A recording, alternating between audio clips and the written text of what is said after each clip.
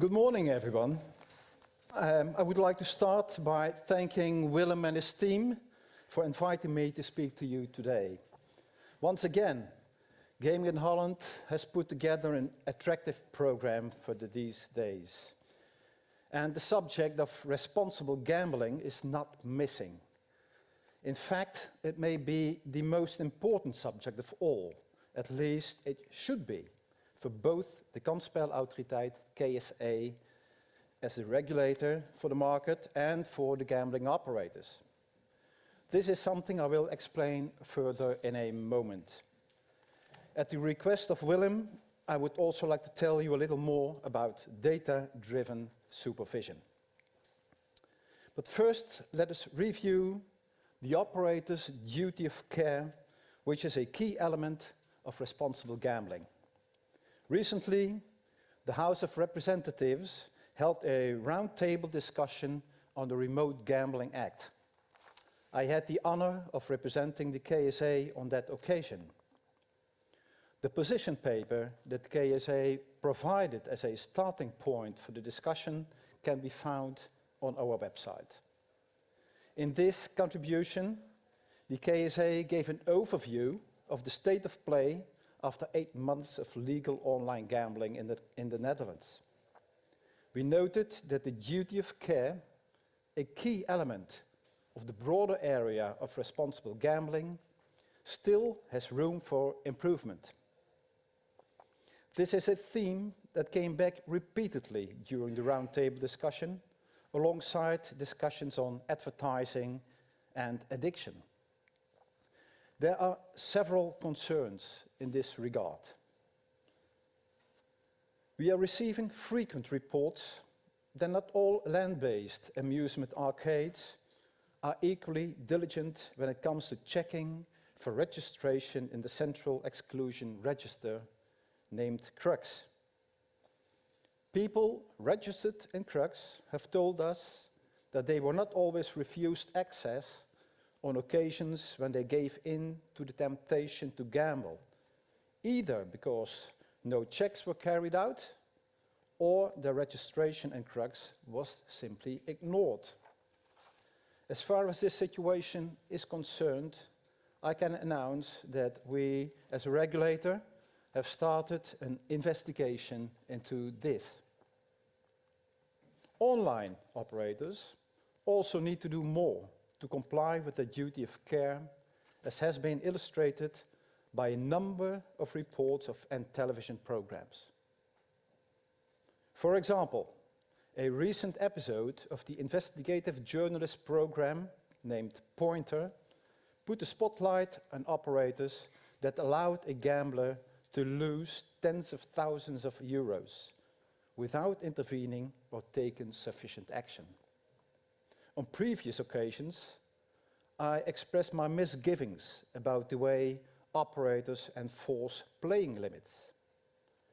There have been instances of playing limits that made it possible to lose up to 100,000 euros and gamble 24/7. And no one can argue with a straight face that playing limits such as those are seriously restricting and offer sufficient protection. Does an operator really think a player with these limits plays in a conscious way and can maintain control? The Dutch legislator has chosen to rely on players' and operators' own sense of responsibility by not imposing maximum limits.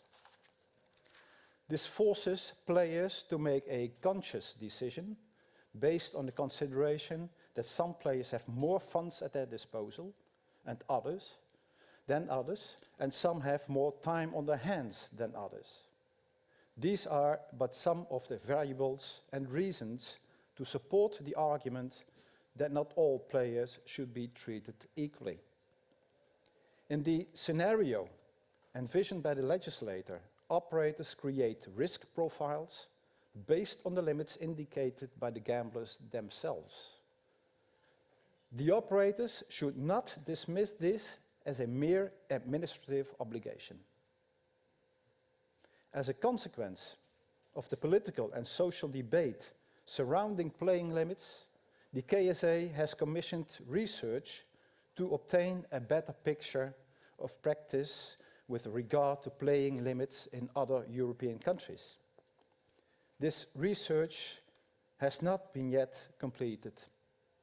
However, we have discovered that legislators in some other countries have made different choices. In Austria, players can deposit a maximum of 800 euros a week. In Germany, the aggregate maximum is 1,000 euros a month.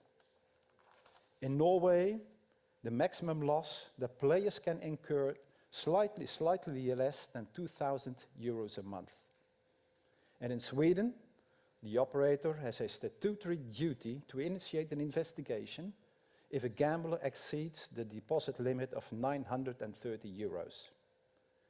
These examples serve to illustrate that other avenues are open to the legislator.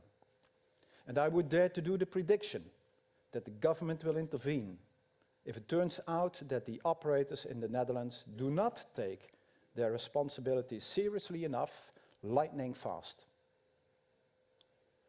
All this is under the motto that if the carrot doesn't work, we'll reach for the stick. When it comes to advertising, the picture is more or less the same. Again, there is call for self-regulation and temperance, and we may safely conclude that this call has initially fallen on deaf ears.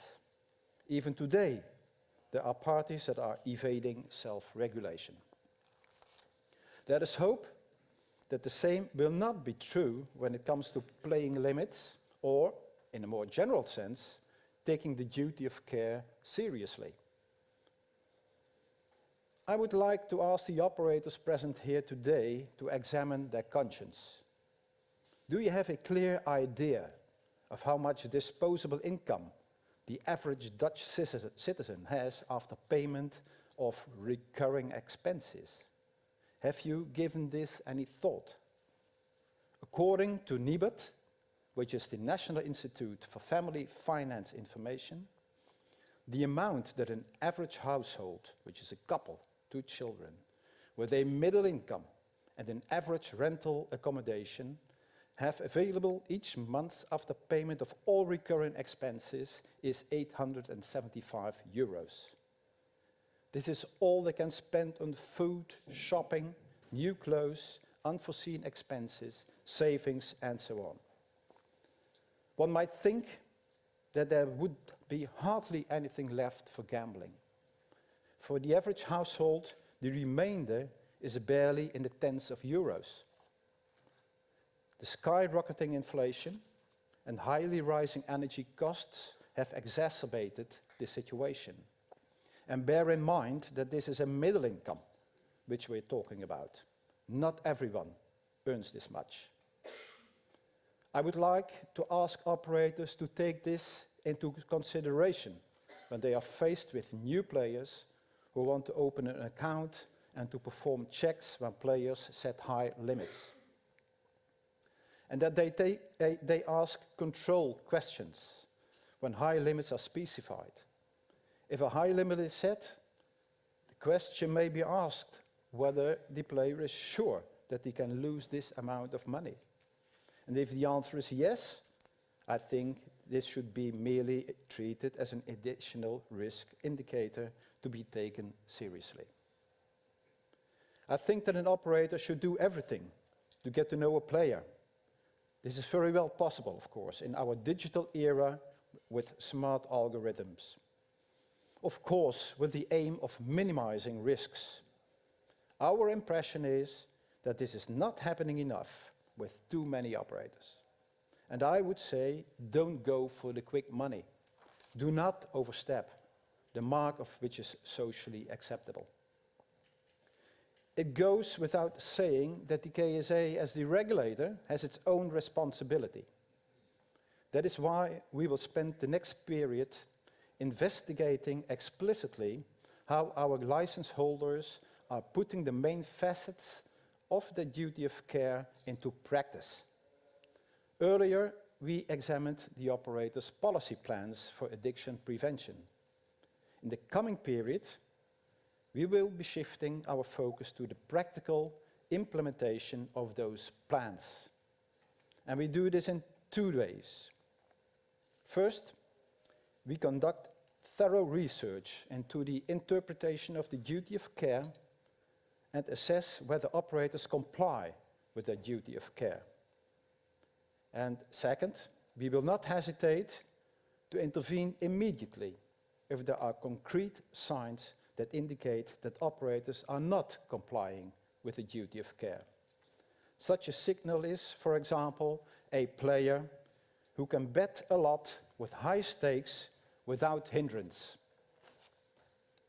An argument like, "I can't look into the player's wallet," is not enough, as we all understand that the vast majority of Dutch players can't afford to lose so much money. Regulators like the KSA generally prefer it when companies under their supervision comply with the legislation and regulations of their own accord. As we have just seen, however, this does not always happen. It follows that the operator compliance must be verified. This brings me briefly to another subject that I would like to discuss, which is called data-driven supervision. How does that work?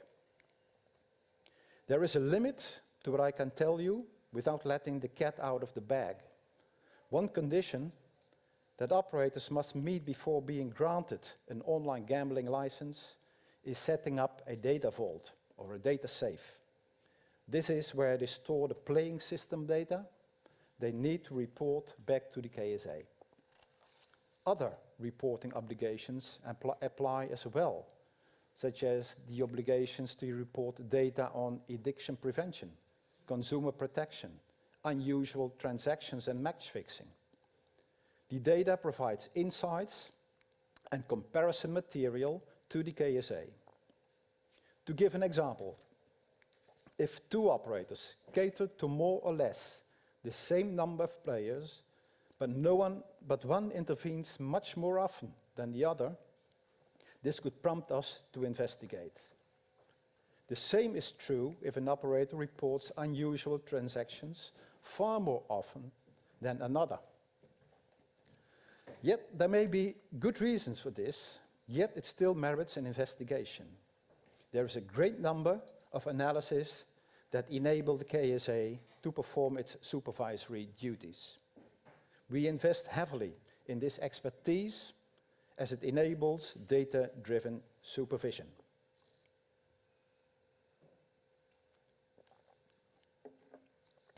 It is time for me to wrap up. At the beginning of this speech, I mentioned the memorandum we provided for the roundtable discussions in the House of Representatives. In its conclusion, we wrote about the mixed picture that emerged in the 8 months since the launch of the online market. Let me restate that here. On the one hand, some things are going well. Great strides have been made in shifting players away from illegal to legal operators. It seems some players have found a way to these legal operators, with many illegal operators withdrawing from the Dutch market on account of KSA's new enforcement and fining policies. The Central Exclusion Register now contains more than 16,700 entries, which means players who want to exclude themselves can find their way to the system. On the other hand, there can be no doubt that plenty of work remains to be done when it comes to the conduct of some operators. I would like to appeal here for a reinforced sense of joint responsibility. After all, if there is one industry in which the innocent have to suffer along with the guilty, it is the gambling sector. Some operators have been operating at the margins of what is socially acceptable and occasionally outside them. That is serious, because the main purpose of legalization was to provide a safe environment for people who want to gamble. That is the foundation of the Remote Gambling Act. The KSA will intensify its monitoring of the fulfillment of the duty of care. And we will not hesitate to intervene if there are evident signals that operators are not complying with the duty of care. And this concerns both land-based and online operators. So the KSA will make itself heard in the near future. And thank you very much for your kind attention, and I hope you enjoy the rest of the day. Thank you.